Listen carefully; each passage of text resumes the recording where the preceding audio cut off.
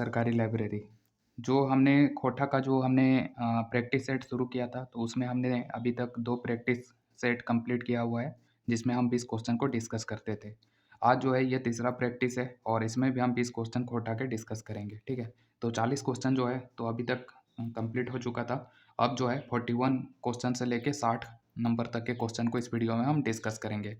तो चलिए देखते हैं। सबसे पहला जो सवाल है आज का, ये है दामोदर कोराय काव्य का मुख्य जनिपात्र कौन है? ठीक है, तो ये जो दामोदर कोराय है, तो इसका मुख्य जनिपात्र यानी कि मुख्य महिला पात्र का नाम क्या है? तो दामोदर कोराय जो है, तो ये किसके द्वारा सबसे पहले लिखा गया है, ये पता होना चाहिए कि दामोदर कोराय जो है, तो ये पद भाग में खोटा का जो जैसे जैसे सीजीएल का सिलेबस है, तो उसमें पद भाग में है, तो ये एक पद साहित्य है, जिसको लिखा गया है किसके द्वारा? शिवनाथ प्रामाणिक के द्वारा, ठीक है। तो थोड़ा इसके बारे में हम डिटेल में देख लेते हैं। ये दामोदर कोराय, तो यहाँ पे देख सकते हैं, ये देखिए जो ये पद भाग है, तो यहीं पे है दामोदर कोराय और ये लिखा गया है शिवनाथ प्रामाणिक जी के द्वारा। और इसके बारे में थोड़ा डिटेल में हम देख लेते हैं सब चीज़। तो यहाँ से देखिए, अगर हम दामोदर कोराय की बात करें, तो दामोदर कोराय इसका मतलब होता है झारखंड में जो दामोदर नदी बह रही है, तो कोरा का मतलब होता है खोटा भाषा में गोद में, ठीक है। तो गोद में हो गया, दामोदर कोराय का मतलब दामोदर नदी की गोद में। और ये जो है खोटा भाषा का प्रथम मौलिक प्रबंध खंड काव्य है, जिसके लेखक है शिवनाथ प्रामाणिक। और इसका जो पहला प्रकाशन हुआ था 1986 में हुआ था, छोटा नागपुर खोटा विकास केंद्र बोकारो के द्वारा। और इस पुस्तक का भूमिका लिखा गया है ए.के. झा के द्वारा। और इसमें जो है टोटल 6 सर्ग हैं। यहाँ से देख सकते हैं सर्ग, टोटल 6 सर्ग है। पहला सर्ग है मेला, दूसरा है सरंची कमल, राजवैद, हून, अमर चट्टान और हड़प्पा, ठीक है। तो यहाँ पे हमें पूछा गया है, इस जो सवाल था हमारा, उसमें पूछा गया था कि जो ये दामोदर कोराय नाम का जो काव्य है, तो इसका मुख्य जनि पात्र कौन है? तो यहाँ पे 4 ऑप्शन है, तो इसका जो राइट आंसर हो जाएगा, ये हो जाएगा सरंची। दामोदर कोराय में ही जो है सरंची नाम का महिला का जिक्र मिलता है, जो प्रेम करती है किसके साथ? कमल के साथ। तो जो कमल केतु है, तो उसी का ये प्रेमिका है सरंची, सरंची कमल, जो कि दूसरा सर्ग में है दामोदर कोराय में। और यहाँ पे जो है एक नाम है भगजोगनी, ठीक है। तो खोटा भाषा में जो है एक भगजोगनी उपन्यास है, जिसका जो लेखक है, तो वो है विश्वनाथ दसौंधी राज, ठीक है। तो विश्वनाथ दसौंधी राज के द्वारा भगजोगनी उपन्यास लिखा गया है। और ये जो भगजोगनी उपन्यास है, तो उसकी महिला पात्र है, जिसका नाम रहता है भगजोगनी। और भगजोगनी जो है, तो वो प्रेम करती है किसके साथ? सोनुआ के साथ, सोनुआ, ठीक है। सोनुआ जो है भगजोगनी का प्रेमी है। और इसके जो भगजोगनी का जो पिता रहता है, तो उसका नाम रहता है कुदरा, कुदरा, ठीक है। तो ये भी याद रखना है कि भगजोगनी उपन्यास जो है, तो ये लिखा गया है विश्वनाथ दसौंधी राज के द्वारा 2004 में लिखा गया था, प्रकाशन हुआ था। और यहाँ पे तीसरा जो नाम है, तो ये है फुलवा। तो खोटा में हमें फुलवा का नाम जो है कौन सा बुक में मिलता है, कौन सा कहानी में मिलता है? तो फुलवा जो है, तो ये आपका जो अजगर नाटक है, अजगर नाटक में ही एक पात्र है मंगरा, ठीक है। तो मंगरा की प्रेमिका है फुलवा, ठीक है। तो ये अजगर नाटक का पात्र है फुलवा। और जो ये रचना है, तो रचना जो है, जो डाह नाटक है, तो डाह नाटक का पात्र है रचना, ठीक है। डाह नाटक में ही जो विवेक रहता है, विवेक, तो विवेक की पत्नी का नाम रहता है रचना। इसके बाद अगला सवाल है, डंगुआ बेटी छुआ केकरा कहल जाहे खोटा में, ठीक है। तो डंगुआ बेटी छुआ किसको कहा जाता है? तो हमने खोटा का एक लेक्चर लिया था, बी.एन. ओदार सर का जो खोटा निबंध बुक है, उसमें कर्मा का एक लेक्चर हमने लिया था, जो उसी बुक में मेंशन था। तो उसी बुक में कर्मा के बारे में जो निबंध लिखा गया है, तो उसी में इसके बारे में जिक्र है। तो खोटा में जो ये डंगुआ बेटी छुआ है, तो ये कहा जाता है वैसी कन्या जिसका कि नया-नया विवाह हुआ है और जो अभी तक माँ नहीं बनी है। यानी कि जिसका अभी तक बच्चे को मतलब जो स्त्री अभी तक बच्चे को जन्म नहीं दी है, लेकिन विवाह हो चुका है। यानी कि जो अभी तक माँ नहीं बनी है, नया-नया शादी हुआ है। तो उसी को डंगुआ बेटी छुआ कहा जाता है खोटा में। तो राइट आंसर बी हो जाएगा। बिहा हल मगर माय नाय बनल बेटी छुआ, ठीक है। तो खोटा में जो है, तो ये इयाँ जो होता है ना, तो ये वाला टाइप नहीं होता है, ठीक है।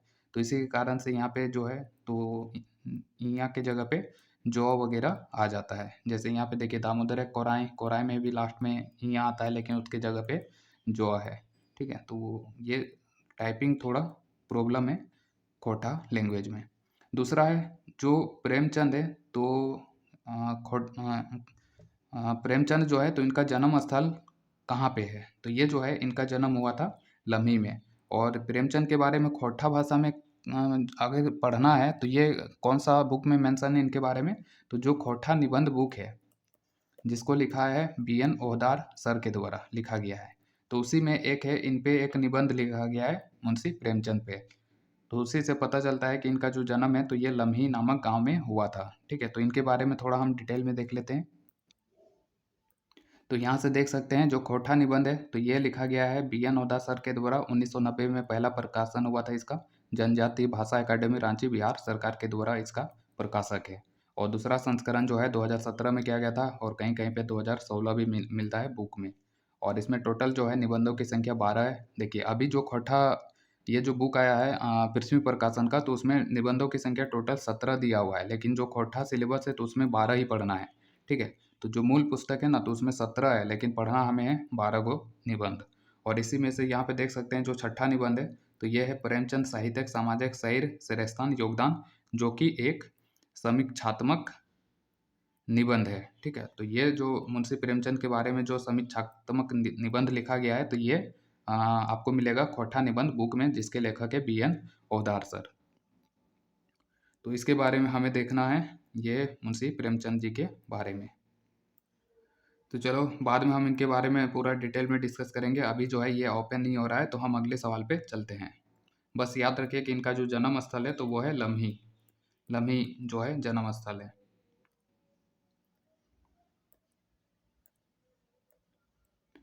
अगला है एगो कुकरेक आत्मकथा कौन रकमेक रचना लागय, यानी कि जो ये एक एगो कुकरेक आत्मकथा है तो ये किस प्रकार का रचना है। क्या ये फिंगाठी है, विचार प्रधान है, आत्मकथात्मक है या विवरणात्मक है। तो हम देखते हैं इसके बारे में कि एगो कुकरेक आत्मकथा जो है जो खोटा निबंध जो बुक लिखा गया BN ओहदार सर के द्वारा, तो उसमें ये किस टाइप का रचना है। तो ये जो यहाँ पे देख सकते हैं 5वां निबंध है एगो कुकरेक आत्मकथा खोटा निबंध बुक में। और ये जो है तो ये आत्मकथात्मक विवरणात्मक निबंध है। यहाँ से देख सकते हैं आत्मकथात्मक निबंध है, तो राइट आंसर जो है तो ये कौन सा हो जाएगा, तो ये हो जाएगा हमारा यहाँ पे आत्मकथात्मक विवरणात्मक, ये दोनों ऑप्शन है।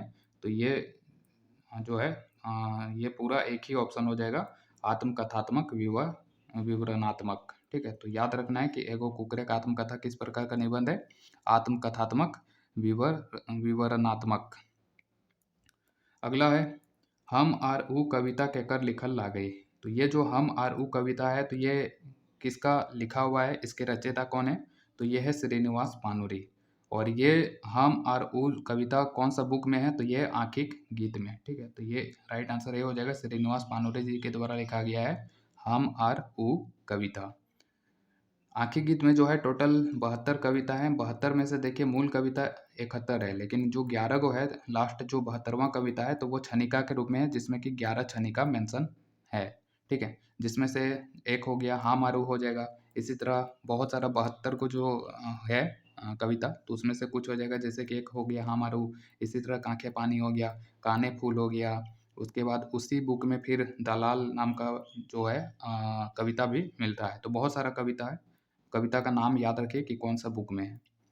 अगला है सॉफ्ट टाइम चले हैं निबंध ककर लिखल लागई। तो ये सॉफ्ट टाइम चले हैं निबंध ये किसका लिखा हुआ है, तो ये भी जो है तो ये BN ओहदार सर के द्वारा लिखा गया है खोटा निबंध में। टोटल 17 निबंध है, जिसमें से 12 निबंध हमें पढ़ना है, उन्हीं में से एक है सॉफ्ट टाइम चले हैं। इसके बारे में यहाँ पे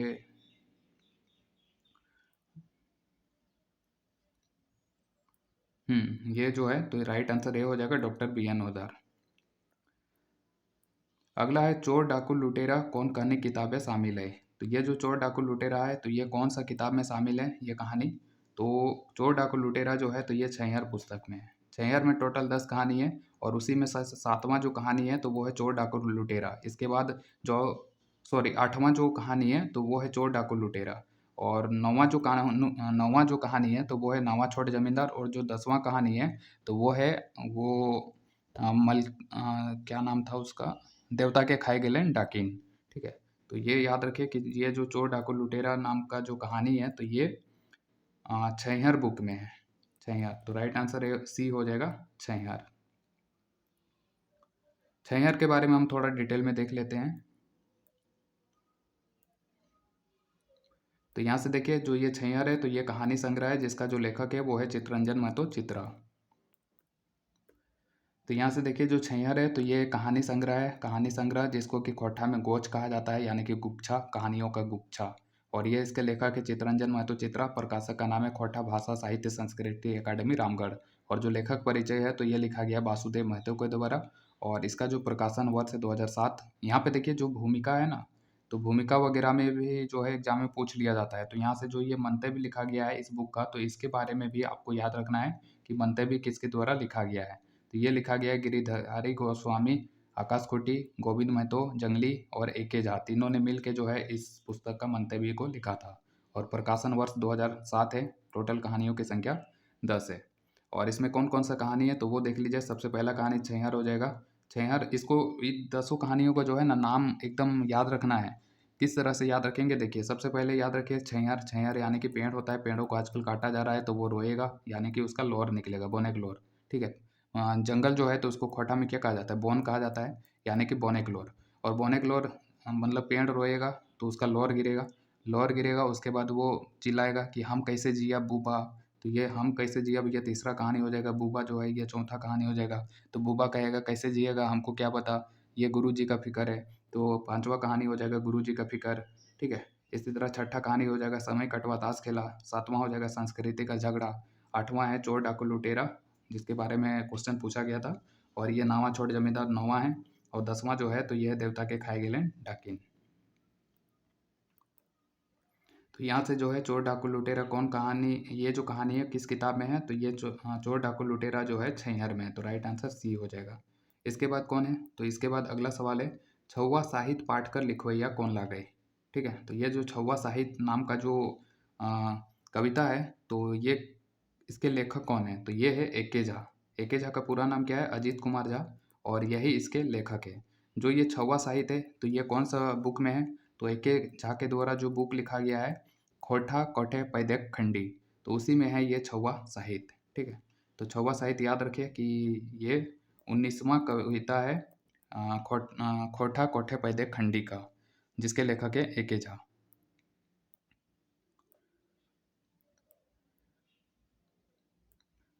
जो यहाँ पे जो ये खोठा कोठे पैदक खंडी है तो उसके बारे में हम लोग थोड़ा देख लेते हैं, क्योंकि जो कविता का नाम वगैरह है तो उसको रिवाइज करते रहेंगे तो उससे जो है चीज़ें हमें थोड़ा ज़्यादा याद रहेगा। तो उसके बारे में हम देख लेते हैं। सबसे पहले याद रखिए कि ये देखो यहाँ पे कोठा काठे पैदे खंडी, लेखक है डॉक्टर ए.के. झा, जिनका नाम है पूरा अजीत कुमार झा। तो इसके बारे में देखते हैं पूरा डिटेल में। तो यहाँ से देख सकते हैं खोठा कोट पैदे खंडी, लेखक है डॉक्टर ए.के. झा। और खोठा में जो है डोंगल कविता कौन होता है तो डोंगल कविता वैसा पुस्तक जिसमें कि जितना भी कविता होता है तो सबका लेखक अलग अलग होगा, तो उस प्रकार का कविता संग्रह जो बुक है तो उसको डोंगल कहा जाता है। यानी कि जैसे कि मान लो जैसे कि कोई बुक है और इसमें 20 जो है तो ये कविता है और ये सारे 20 कविता जो है तो इन सारे के अलग अलग लेखक हैं। यानी कि 20 कविता और सबका अलग अलग लेखक। लेकिन वैसा पुस्तक जिसमें कि 20 कविता है और ये सारे के सारे 20 कविता एक ही लेखक के द्वारा लिखा गया है तो उसको खोठा में एकल कविता संकलन कहा जाता है। यानी कि वैसा पुस्तक जिसमें कि सभी कविताओं का लेखक एक ही रहेगा। लेकिन डोंगल कविता संग्रह जो होता है वैसा पुस्तक जिसमें कि जितना भी कविता है तो सारा का लेखक जो है तो वो अलग होगा। तो उस प्रकार के जो बुक है तो उसको डोंगल कविता संकलन कहा जाता है। और ये जो खोठा काठे पैदे खंडी है तो किस प्रकार का कविता संग्रह है तो यहाँ पे एकल कविता संग्रह है। यानी कि ये पूरा इसमें जो टोटल 19 कविता है तो सारे के लेखक जो है तो वो डॉक्टर ए.के. झा हैं। इनका पूरा नाम अजीत कुमार झा है और इस पुस्तक में टोटल कविताओं की संख्या जो है 19 है। ठीक है। तो ये याद रखिए। इसके बाद इसमें जो कविता हैं तो इनको यहाँ पे देख सकते हैं। सबसे पहला है चनफन मानुस स्वागत, लवतन जुगुत भावत, डायरेक्ट डवानी, यानी कि डवानी का मतलब होता है रोना रुदन, राह का रुदन। डहर जो होता है तो इसको खोठा में जो रास्ता होता है हिंदी का तो उसी को खोठा में डहर कहा जाता है। तो डायरेक्ट दवानी यानी कि राह का रुदन। फिर हो जाएगा मानुस न मेड़, राधा ले साध, कविता कांदना हो गया, भारत एक मोहड़ा 1, भारत एक मोहड़ा 2 हो जाएगा। फिर हो जाएगा मीरा चाहिए गोला नहीं, आज़ादी, मीरा, मिलेट्स मसी, सप्टल साड़ा। इसके बाद एक हो जाएगा गोटा टाका हो जाएगा, मौर्य क्लूर हो जाएगा, जिनकी कनाभान हो जाएगा, छौवा साहित्य। तो यहाँ पे जो छौवा साहित्य के बारे में पूछा गया था कि लेखक कौन है, तो ये ए के झा हो जाएगा। ठीक है, तो राइट आंसर ये छौवा साहित्य का लेखक ए के झा थे।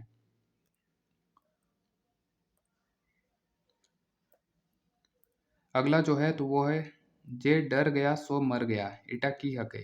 ठीक है, तो खोटा में जो ये है जो डर गया सो मर गया, हिंदी में बहुत ही फेमस है।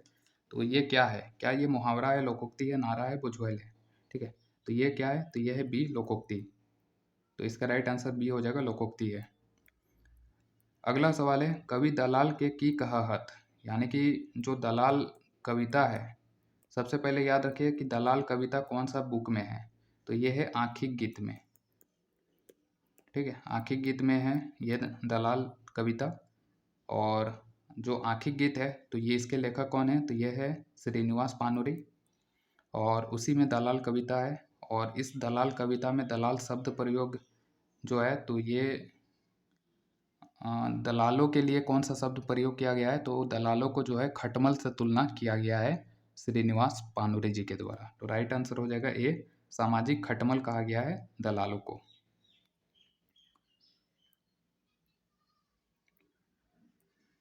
अगला है आँखिक गीत कैसन किताब लागे। तो आँखिक गीत जो है किस प्रकार का किताब है, तो ये कविता संग्रह है। इसमें टोटल 72 कविता है, जो 72वां जो कविता है तो वो छनिका के रूप में टोटल 11 है। तो आँखिक गीत जो है तो कविता संग्रह, राइट आंसर बी हो जाएगा। अगला है आँखिक गीत किताब एक भूमिका क्या लिखल है। तो आँखिक गीत जो पुस्तक है तो उसका भूमिका किसके द्वारा लिखा गया है, तो इसका जो राइट आंसर हो जाएगा ये हो जाएगा नारायण महतो। तो राइट आंसर बी हो जाएगा, नारायण महतो जो है उन्हीं के द्वारा आँखिक गीत का भूमिका लिखा गया है। और आँखिक गीत श्रीनिवास पानुरे जी के द्वारा लिखा गया है, लेकिन भूमिका लिखा गया है नारायण महतो के द्वारा। तो आँखिक गीत के बारे में थोड़ा डिटेल में देखते हैं।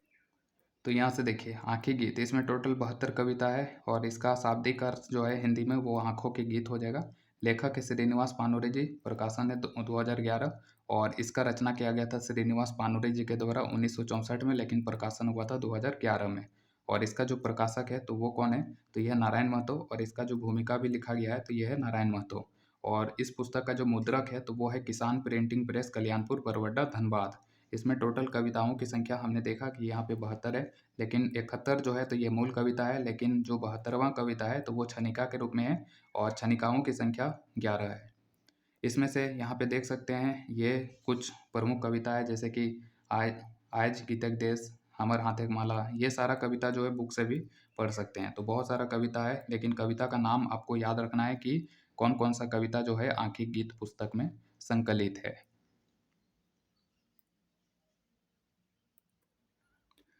अगला है, ये देखिए इस टाइप से भी क्वेश्चन बनाया जा सकता है। कांखे पानी मूड़े पानी, गोटे देही पानी पानी, पानी गे धनी जिया पानी पानी। ई कविता के केर टोना ई कविता केर टोना कक्कर लिखल हकै। यानी कि ये जो कविता का एक टोना, यानी कि एक जो भाग लिया गया है, टोना जो होता है जैसे कि कोई पूरा चीज़ है उसको हम दो भाग में बांट दिए हैं, यानी कि उसको हम टोन दिए दो भाग में। ठीक है, तो जो विभाजन होता है तो उसको खोटा में टोना कहा जाता है, यानी कि दो भाग में हमने उसको विभाजित कर दिए हैं, दो टोना हम कर दिए हैं किसी चीज़ को। तो यहाँ पे जो ये है टोना, तो टोना का मतलब होता है कि ई कविता केर टोना ककर लिखल लागे।